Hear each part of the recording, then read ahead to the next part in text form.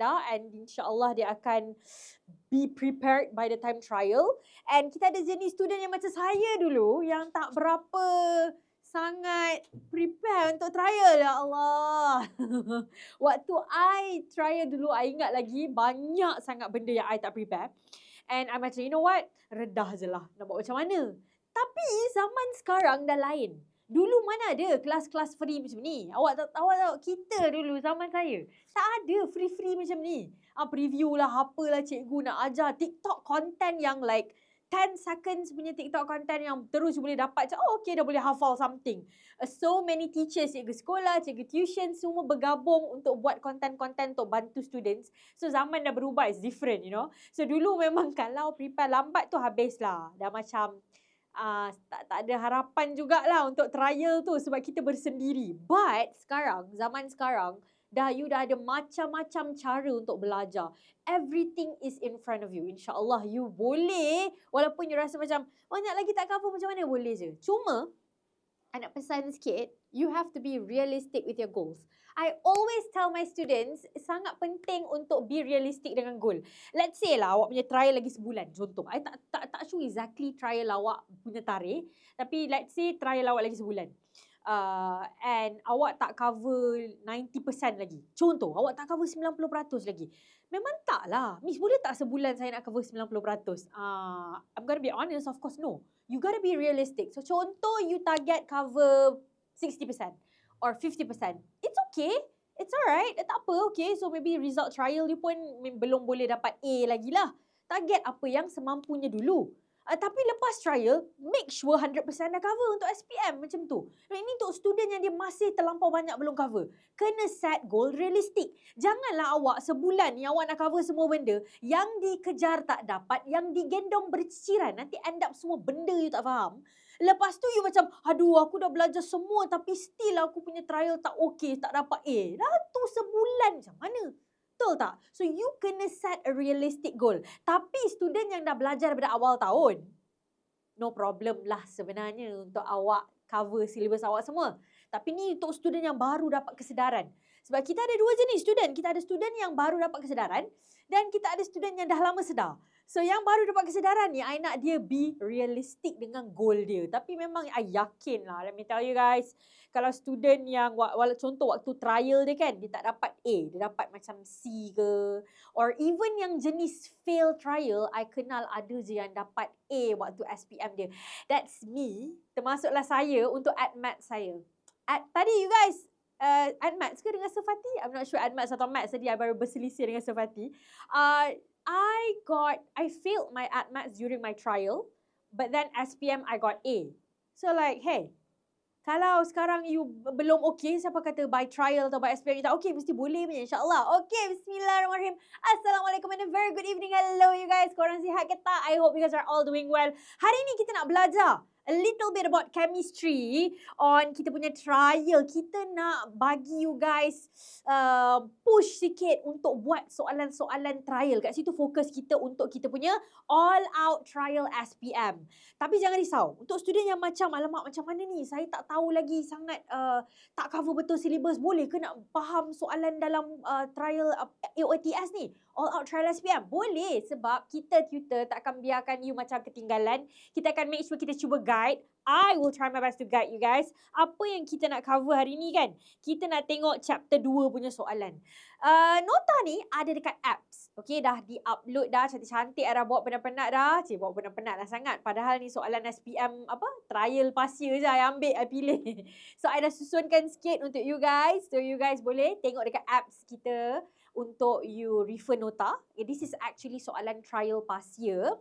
And kita nak cover bab 2. Bab 2, guys. Siapa suka bab 2? Form 5. Sebatian karbon. Carbon compound. Dalam ni kalau form 4 tahun depan kita belajar. Chapter ni, I would say antara chapter yang famous untuk keluar dekat dalam SPM. Okay, antara chapter yang famous lah. Form 4, bab 6, bab 7.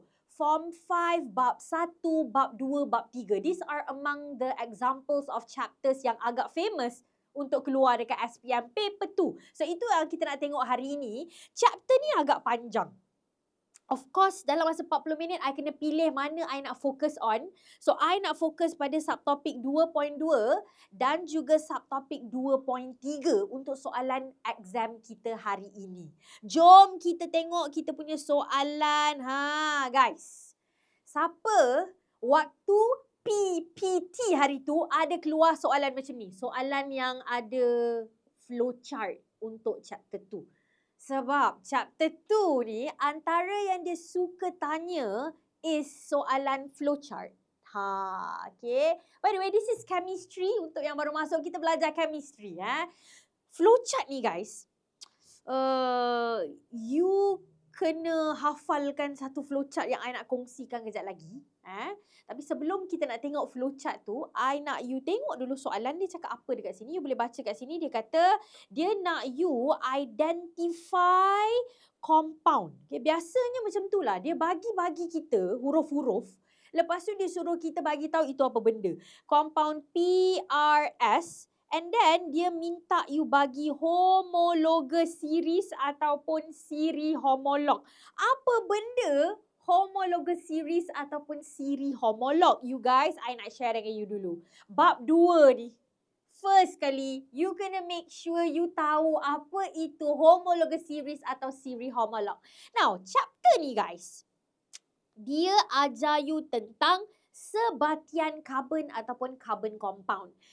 Macam binatang dekat dunia kita ada macam-macam spesies. Ada spesies burung pun ada macam-macam. Kita ada kucing-kucing punya spesies pun ada macam-macam. Ikan pun ada macam-macam. Betul tak? Sama juga dengan carbon compound atau sebatian karbon pun dia ada dia punya spesies-spesies tersendiri. Dekat sini, you kena tahu and kenal di spesies alkana, alkena, alkuna, alkohol, karboksilik asid dan juga ester. And you kena boleh identify. Dia macam, you tengok je, you kena terus tahu, oh itu alkana. Oh ni alkin. Tak boleh, ni alkana ke alkena? Tak boleh. Dia macam kalau you nampak, oh ni gajah. Ni tikus. Tak boleh, Allah. Jap, ni gajah ke? Kucing ke? Binatang apa I don't think you have a problem untuk identify gajah ke kucing and so on, right? So sama juga dengan kita punya carbon compound ni, sebatian karbon, you kena boleh identify. Kenal pasti dia boleh tengok terus tahu macam mana nak identify. First kali, alkana, alkena, alkuna atau alkane, alkene, alkyne, you guys kena nampak yang you boleh tengok.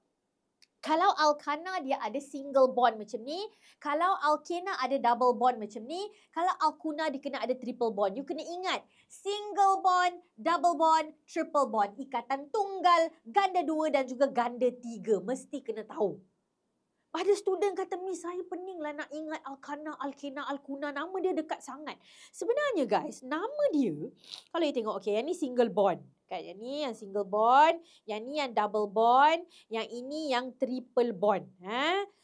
Nama dia punya beza is dekat huruf dia. A, E, U, Y.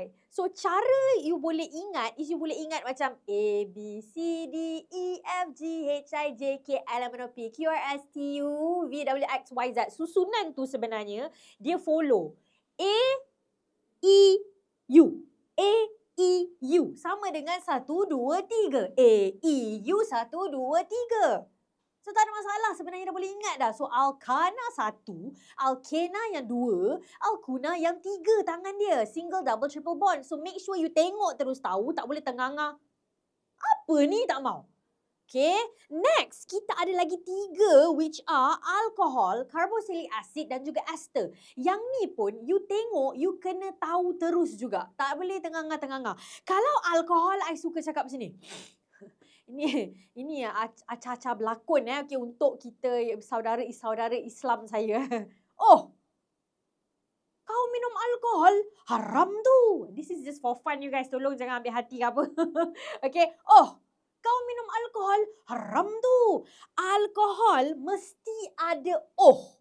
Kalau you nampak oh, kau minum alkohol, haram tu. I tak cakap dengan you. I cakap dengan imaginary person in front of me, okay? Kalau ada student apa ni, Miss cakap macam tu, kita saja for fun untuk bagi you senang ingat. So that's how I remember. Oh, kau minum alkohol, haram tu. Kalau kita punya carboxylic acid pula, COOH. Macam mana awak bayangkan awak ada kawan kat sekolah, kawan awak tertumpah asid dekat tangan dia. Okay, dia tertumpah asid dekat tangan dia. Instead of dia kata, ouch, pedihnya tangan aku. Dia kata, oh, pedihnya tangan aku. Macam tu guys. oh. Style sikit cara dia. That's how I remember. oh, pedihnya tangan aku tertumpah asid. Oh, style. Pelik sikit, okay. So, itu cara you boleh ingat asid. Kalau you nampak COOH. oh, pedihnya tangan tertumpah asid. That is your carboxylic acid. Kalau you nampak COO, you boleh bayangkan Esther naik cucu train untuk balik kampung. Esther naik cucu train untuk balik kampung. That's how I remember guys. Serious, tu cara saya ingat sampai sekarang. So ingat, oh, kau minum alkohol, haram tu. oh, pedihnya tangan tertumpah asid dan juga Esther naik cucu train. Itu untuk bezakan homologous series ni. Okay, mesti kena tahu. Sebenarnya kan, yang I cakap-cakap ni semua ni apa ni? Yang single bond lah, yang lah, yang o dengan cu. Ini kita panggil dia sebagai kumpulan berfungsi ataupun functional group. Guys, very important. Ini adalah identity kepada kita punya carbon-carbon compound kita. Identity dia, that's what make who they are. So you mesti kena tahu. Dia macam dia punya, kita punya IC gitu, ada IC number kita. Lain orang ada IC number tersendiri. Lain orang ada bentuk fingerprint tersendiri kan. Untuk kita punya sebatian karbon, inilah dia punya identity yang you mesti kena tahu. Alright. So now that you dah tahu benda tu, kita patah balik dekat kita punya soalan ni. Itu yang dia minta. Dia minta homologous series. Dia minta awak bagi alkana, alkena, alkuna, alkohol tu semua. Macam mana kita nak tahu? Tengok soalan ni. 6 markah guys. Kalau you rasa bab 2 banyak sangat benda nak kena tahu, you nak tahu apa Miss benda-benda yang memang saya wajib tahu, yang tanpa saya nak kena go through satu-satu tu Miss, kalau Miss boleh summarizekan untuk saya apa yang Miss recommend untuk saya hafal. Definitely this one. Flowchart. Guys, this flowchart, okay, kalau you kata dekat I, Miss, saya rasa saya tak sempat, Miss. Saya tak mampu nak belajar semua chapter 2. Tolong saya summarizekan saya. Yang ini I sangat recommend untuk you hafal. Ini adalah flowchart yang kita belajar dekat subtopik 2.3. Kita gabungkan benda-benda penting dekat dalam 2.3. Whereby kita punya alkana, alkena, alkuna, alkohol, carboxylic acid dengan ester ni, dia boleh tukar-tukar. Dia boleh tukar-tukar, seriously. Macam alkena boleh jadi alkin. Alkin boleh jadi alkohol. Alkohol boleh jadi asid. Alkohol boleh jadi ester. You kena ingat benda ni. Flowchart ni yang SPM suka tanya. So put it close to your heart. Semoga keluar dekat trial, you boleh jawab trial nanti. So kalau kita tengok dekat sini, apa yang you kena tahu? You kena tahu macam mana dia berubah. You kena tahu tentang dia punya temperature, dia punya mangkin, catalyst. Ini semua benda yang soalan boleh tanya. Semua I summarizekan dekat sini. Soalan memang boleh tanya. Apa mangkin dia, apa dia punya keadaan untuk buat tindak balas suhu dia. You have to memorize. Yang semua ni I dah tulis dah. And soalan juga boleh tanya tentang nama tindak balas. You kena tahu juga. Okay, you can see over here we have hydrogenation, hydration, kita ada dehydration, kita ada oxidation, kita ada esterification. Nama-nama ni semua pun soalan boleh tanya juga. So I summarizekan untuk you. InsyaAllah nanti ada answer dekat kita punya apps. So download lah apps kita, okay, untuk you refer nota ni. No problem, I akan bagi. Sebab I nak bantu student yang dah nak trial ni untuk at least dapat sedikit gambaran tentang soalan bab 2. So I really would love it if you guys would memorize this. It would help you insyaAllah, okay. Jom kita cuba buat soalan ni sama-sama. Tengok flowchart ni macam mana kita guna untuk jawab soalan ni. Butanol. Kita kena identify dulu. Itu je yang ada nama. Yang lain tak ada nama. PT tak ada nama. So butanol ni apa benda, macam mana nak awak nak tahu nama dia? All apa? alkohol. Dia macam tu. Dia ikut nama. Tadi kan I ajar you kita ada jenis-jenis dia which are kita punya alkana, alkena, alkuna and so on. Dia orang ikut nama tau. Okay, alkana contoh dia punya nama contoh methane, metana, etana, propana and so on. Kalau yang ni etina, propina, butina and so on. Dia ikut nama. Dia ikut nama ni, nama belakang dia akan follow yang ni. So kalau you dengar methanol, ethanol, propanol, butanol, itu adalah all. Itu adalah alkohol. So bila you nampak dekat soalan dia cakap butanol, maksudnya itu adalah sejenis alkohol. This is a type of alcohol. And you nak kena identify P, R dan juga S. So jom kita cuba identify P. Dia kata dekat sini kita punya alkohol kita jumpakan dengan serpihan porselin ataupun porcelain chips untuk menghasilkan P. Kalau kita tengok balik dekat flowchart kita tadi, kita ada alkohol ke? Ada. Kita ada tak tentang serpihan porselin? I tambah kat sini Alkohol kan guys, kalau dia jumpa dengan mangkin yang I tambah kat sini, which is kita punya serpihan porselin ataupun kita punya porcelain chips, itu adalah alkohol nak tukar jadi alkin. That's why I kata you kena hafal mangkin juga. Lagi dua ni I nak you cari sendiri dalam buku, nanti you tambah sendiri. Kena ingat ketiga-tiga. Alkohol dia boleh tukar jadi alkin kalau kita jumpakan dia dengan porcelain chips ataupun serpihan porselin. Maksudnya dekat sini bila dia tunjuk alkohol jumpa dengan serpihan porselin, dia akan tukar jadi apa? Dia tukar jadi alkin ataupun alkena. That is our P. So masukkan dekat P, ini adalah kita punya alkin ataupun kita punya alkena. Dapatlah dekat sini 1 markah. Bila awak dapat identify dia punya siri homolog. Itu untuk P. Next, untuk kita punya R. Tu dia. Dia kata kalau kita punya R, alkohol akan undergo tindak balas pengoksidaan. Oxidation reaction. Kalau kita tengok kita punya flowchart, alkohol kita kalau tindak balas pengoksidaan, nombor 4 is tindak balas pengoksidaan. Nampak ni?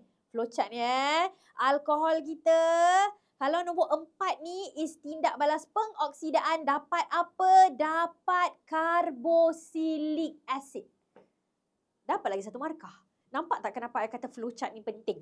So kita tulis dekat sini. Untuk kita punya R is acid, carboxylic ataupun kita punya carboxylic acid. Ejaan mesti kena betul guys. BM ada carboxylic tau, bukan karbo. Dia carboxylic. Okay. English is carbo.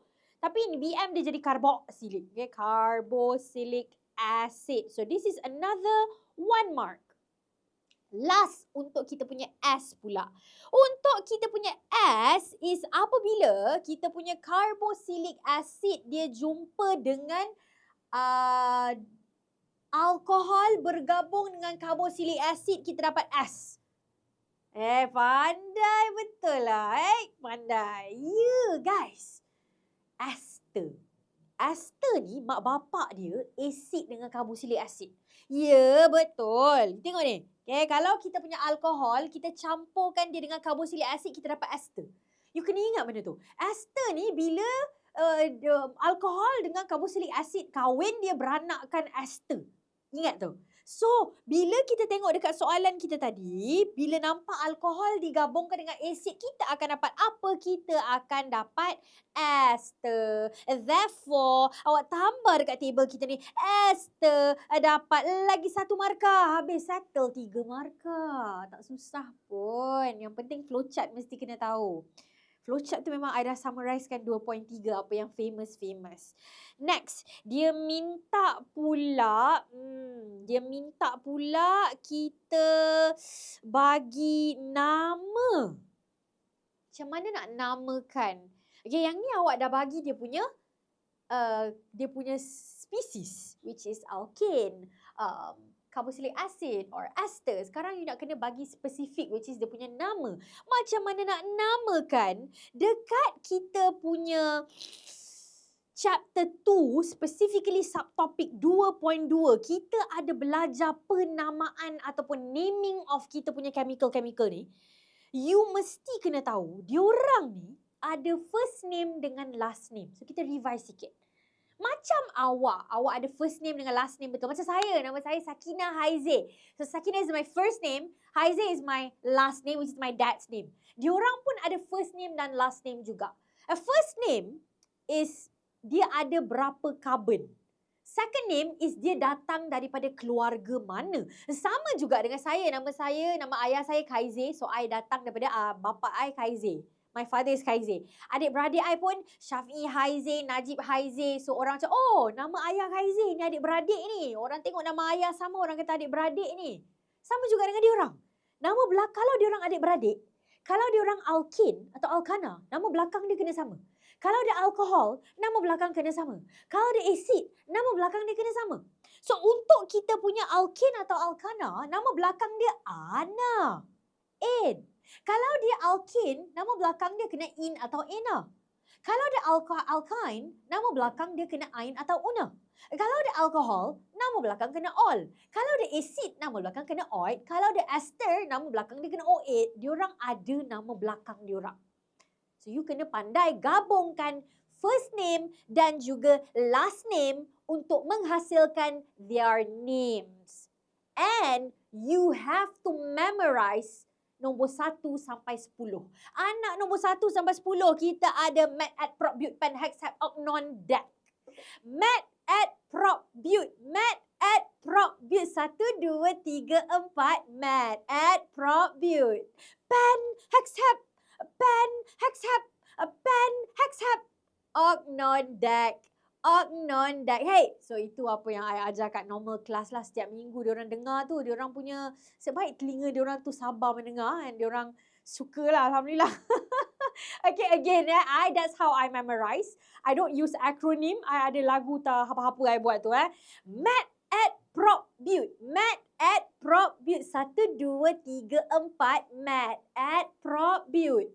Pen hex hep, pen hex hep, pen hex hep ocnon dec, ocnon dec, ocnon dec. Hey, itu 10 nama untuk kita punya naming. So, jom kita tengoklah. Awak dah faham yang, oh, kita kena gabungkan nama depan dengan belakang. You have to memorize this. Kalau dekat sini, kita ada butanol. Maksudnya, mat at prop but, mat at prop but 1, 2, 3, 4, mat at prop but, 4 carbon. But, 4 carbon. You, bila kita guna 4 carbon punya alkohol ni, untuk jadikan dia alkin, untuk jadikan dia asid, you kena tahu yang of course you akan dapat asid 4 carbon juga. Of course you akan dapat alkin 4 carbon juga. Dia tak boleh tukar tiba-tiba. So maksudnya alkohol 4 carbon, maksudnya alkin kita pun akan 4 carbon juga. Kita punya asid pun akan 4 carbon juga. So mesti kena tahu nama diorang pun akan but juga. But. Butanoic acid dan juga butene. Itu adalah nama diorang. Okay? Mesti but juga. So dekat sini I tulis, this one is kita punya butanoic acid ataupun acid butanoic. Terbalik. Bukan. Ini kat bawah. Ini kat bawah.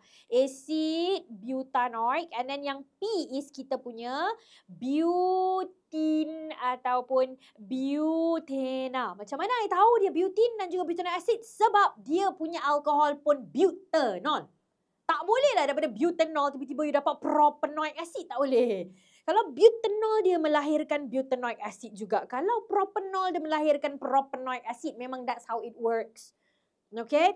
So tadi kita punya butanol dia akan menghasilkan butene juga dan juga butanoic acid. So these are another 2 marks. Dah dapat 5 markah.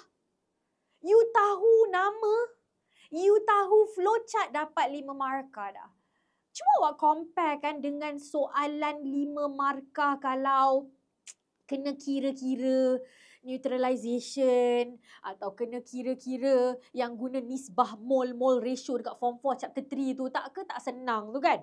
Yang ni flowchart dalam kepala, dalam hati dah boleh dapat markah dah. So chapter 2 ni memang I suka highlight dekat flowchart ni bagi student make sure tahu sebelum trial dan SPM. Okay. Last one. Yang ni makan masa sikit nak ajar, so I tak boleh sentuh dalam kelas ni. Esther, nama dia cerewet sikit. Esther, you kena tahu, okay, dia punya nama, dia ikut mak bapak dia. Tadi kita belajar kan, Esther ni, dia punya mak dengan ayah is acid and alcohol, right? You know that. And nama dia pun, dia ikut mak ayah dia juga. So, you kena pergi tengok macam mana nak namakan Esther. Dekat subtopik 2.3, dia ada guna nama mak ayah dia and combine. In this case, nama dia akan jadi butyl butanoate. Pandai! Ramai bagi jawapan betul. I'm so proud of you guys. So proud. Okay. So this one is kita punya butyl butanoate. By the way guys, sedikit pesanan penting. Dalam SPM, antara masalah student when it comes to bagi nama ni, kita ada students yang suka campurkan bahasa. Dia sekejap dia eja BI, sekejap dia eja BM. You kena tolak markah tu. Cikgu nanti tak bagi markah. Kalau you nak tulis dalam BM, you tulis full BM. Kalau you nak tulis dalam English, you tulis full English. You double check betul ke tak. Yelah, sebab kita kan belajar BM dengan English. So, kadang-kadang student pergi campurkan. You cannot do that. Okay? So, there you go. 6 markah untuk semua orang dalam ni. InsyaAllah score trial. Inilah dia contoh soalan untuk kita punya Form 5 Chapter 2. Okay. Next, kita ada pula soalan yang ini. I nak you tengok another flowchart. Yang ini pun 6 markah juga. And dia minta homologous series and kumpulan berfungsi. Ya, by the way guys. You boleh jawab macam ni tau. You boleh jawab dalam table. Okay. So, jangan tak semestinya nak kena tulis panjang-panjang. Yang penting jawapannya itu cukup. Okay. Now, another flowchart.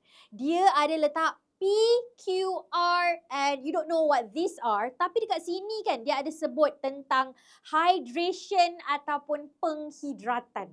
Kalau kita tengok balik kita punya best friend untuk chapter 2, which is kita punya flowchart, awak nampak tak dekat sini ada tak nama tindak balas hydration? Yang mana? Nombor 1, 2, 3, 4, 5 ada kan? Nombor 2, hydration ada. So, kita pergi tengoklah dekat situ. Nombor 2, hydration atau penghidratan. Sebab dekat sini soalan cakap, dia ni, hydration dia tukar jadi Q. Kalau kita tengok flowchart, you boleh nampak, nombor 2 is alkena, undergo hydration, dia jadi alkohol. You see how, what I mean when I say that this flowchart is very important? Kita punya alkena boleh tukar jadi alkohol bila dia jumpa dengan air, which is hydration. Nama pun hydration, dek. Macam awak minum air. Hydrate yourself with water. Hydrate. Hydration. Penghidratan. So, kita punya alkena, dia minum air, dia jadi alkohol. Alkohol, kalau dia buang air, dia jadi alkena. Macam tu. Sebenarnya flowchart ni dah ada logik. Serius guys, dia ada logik dia. Dekat I punya kelas saya dulu, I ajar logik dia. Tapi kita tak boleh ajar semua benda lah dekat sini kan. I nak je ajar macam-macam tapi tak sempat. Kita ada 40 minit je. Alah, okay. So you kena tahu. Alkena minum air jadi alkohol. Alkohol buang air dia jadi alkena. So alkena ni dia minum air dia jadi mabuk, dia jadi alkohol. So dia nak hilangkan mabuk, dia kena buang air dia jadi balik alkena. You kena tahu benda tu. Right? So this is hydration. Maksudnya, kalau kita punya soalan tadi dia kata ada satu benda tu dia hydration lepas tu jadi something else. Kita tahulah ini mesti alkin, ini mesti alkohol. Boom, 2 markah. Tak payah fikir panjang. Ini kita punya alkin kan. Ini kita punya alkohol. Masukkan dalam ni. Dia nak kat sini. Alkin atau dalam BM alkena. Dapat 1 markah. Another one is alcohol. Dapat lagi 1 markah guys. Settle. 2 markah macam tu je. How about the last one?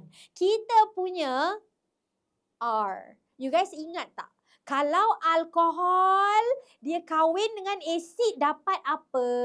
Alkohol kalau kahwin dengan asid, dia dapat ester. ester. Ingat, mak bapak ester is alkohol dengan asid. Therefore, another 1 mark for you guys. Congratulations, Ester. 1 markah. Terbaik, hebat, pandai. Boleh kan? Boleh. Boleh untuk trial you, insyaAllah. So kat sini dia minta kumpulan berfungsi ataupun functional group, okay?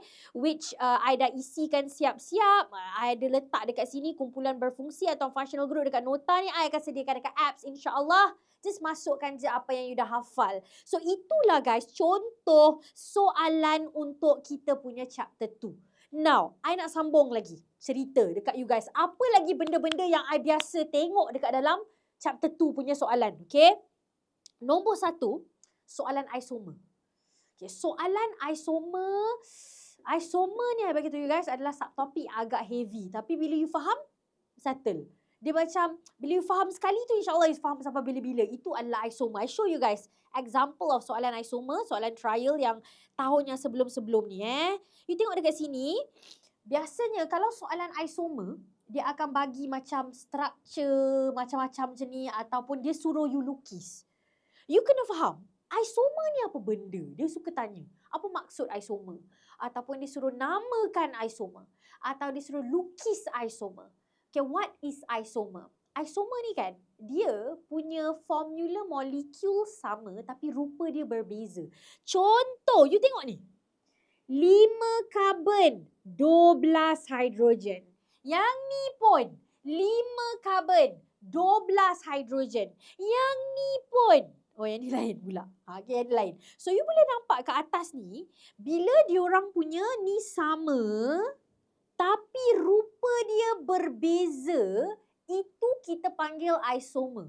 So kalau you nampak soalan bagi you dia punya ni sama tapi rupa dia berbeza, itu dia nak tanya pasal isomer. So that is something that you have to know. Selain daripada isomer, apa lagi yang penting guys? I perasan lah, okay? Multiple times untuk chapter 2, dia suka kaitkan dengan form 4 chapter 3. Form 4 chapter 3 yang you kena guna nisbah mol. Mol ratio. You kena pandai identify sebab soalan dia boleh jadi 3 hingga 5 markah tau.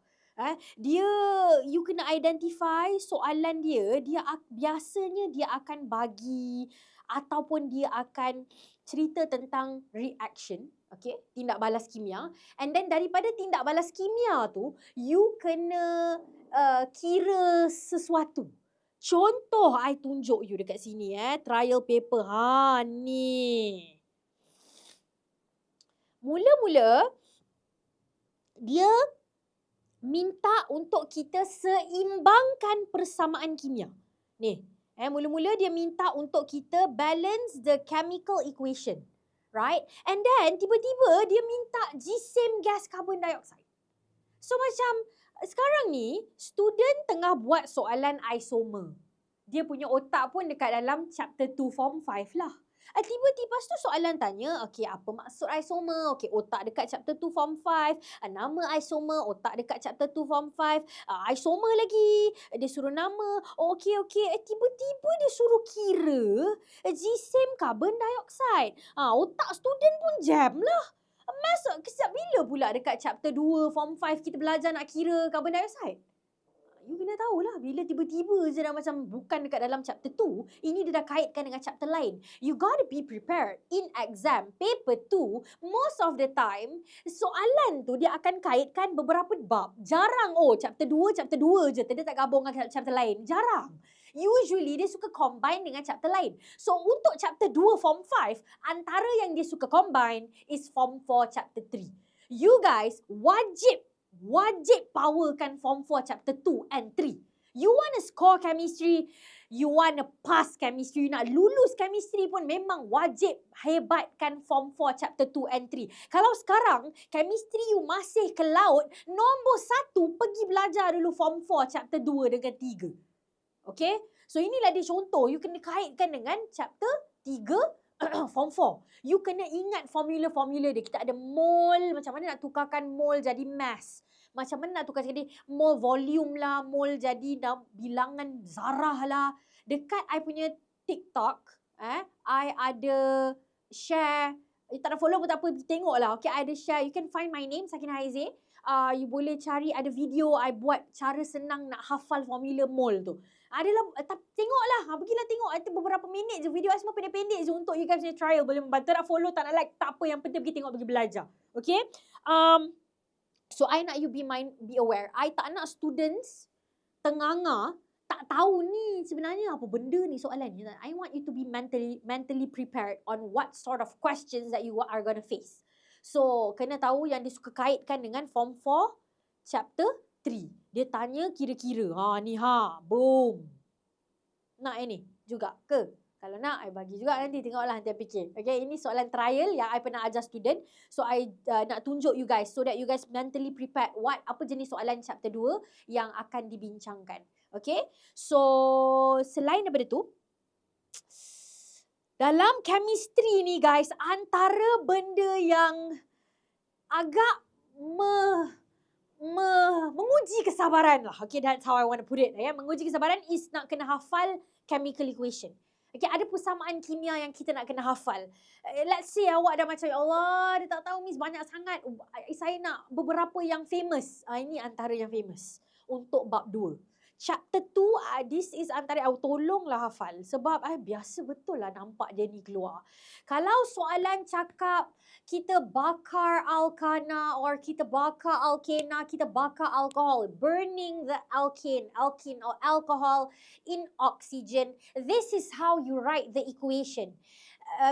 Burn it with oxygen, you akan dapat carbon dioxide and water, but make sure you balance the equation.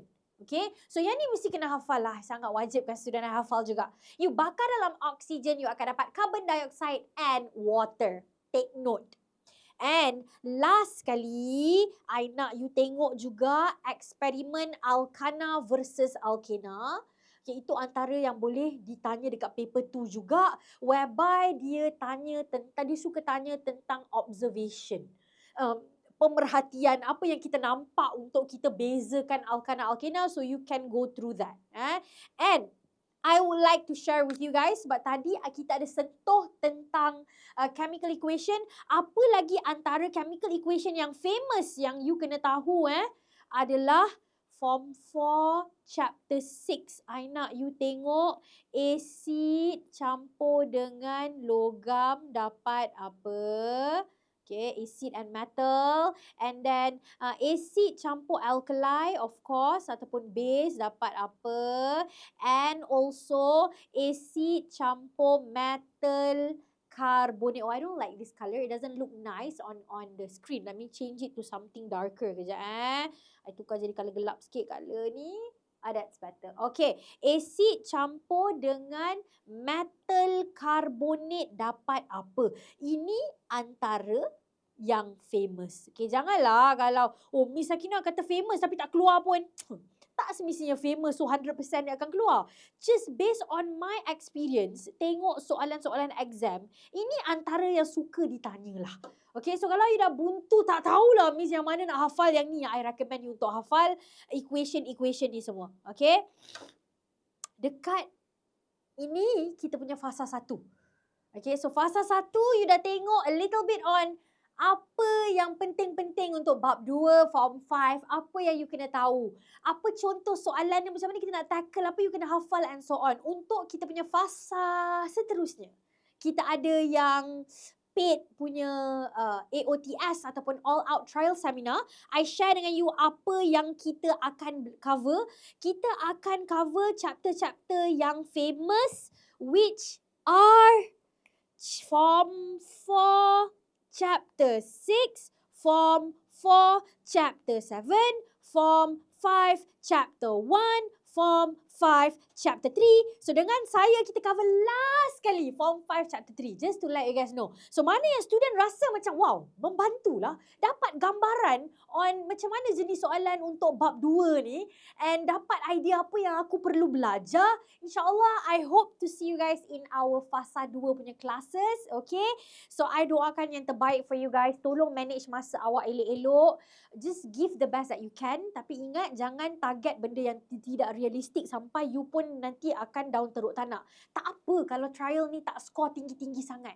You dah ada improvement pun dah bagus. You dapat C pun dah okay contoh. Atau you target lulus dulu. Tapi SPM nanti target BA. Boleh je. No problem. Tak semestinya kalau trial tak okay, SPM pun tak okay. No. Trial ni dia sebagai untuk setkan you punya momentum untuk move kepada SPM. Untuk you improve ke SPM. Alright guys. So insyaAllah ada rezeki. Kita jumpa dekat kita punya next seminar. Thank you so much everyone. Bye guys.